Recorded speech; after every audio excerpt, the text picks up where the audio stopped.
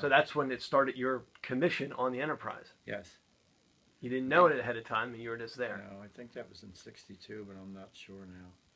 My memory's not as good as it used to be. And then...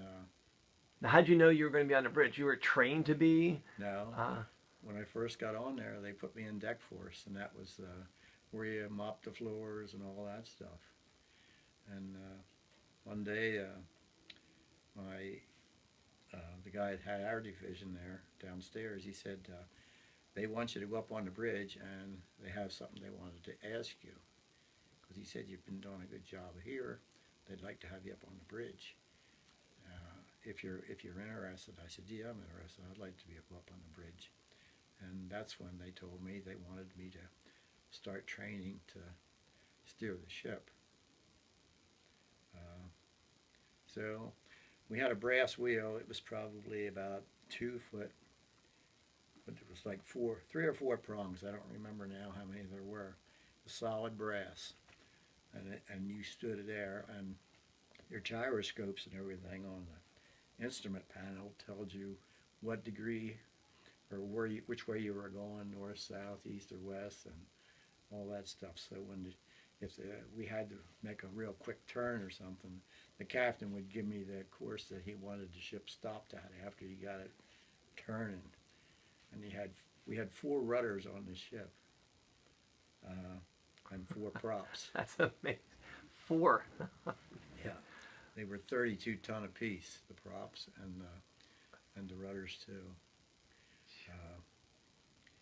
So she would really go, and once you get up to some real speed, the island where we were would start vibrating, which didn't hurt anything, but it just made you know you were really rolling along. So he would give me a course to come to or go to, and he'd say either port or starboard. That they don't say left or right; it's port or starboard. So you turn the wheel to whatever he'd give you a degree, like 20 degrees starboard. That's where he wanted the thing to be, and then he would tell you when he wanted it stopped at a certain degree on the water. So you had to. It took me a while. It took me maybe 2 or 3 weeks till when you actually turned it, and then tried to stop it because when it came around, he wanted it a certain degree exactly. Yeah. Usually that was where you were into the wind.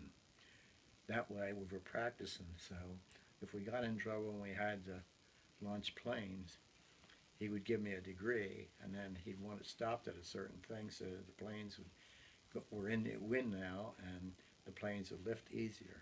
Okay. But we would run about 32 knots, which I can't remember that would be in miles per hour. But we could outrun anything that got near us.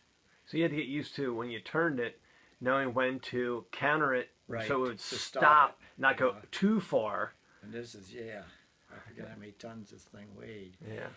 It would take you a while to get it to go, but it also took a while to get it to stop. And that took probably a month or 2 till I got on to really where I could bring it right around and put it right on the money as far as knew how much rudder to do it, and slow it up, and boom, you'd be right where he wanted. And then he could launch planes.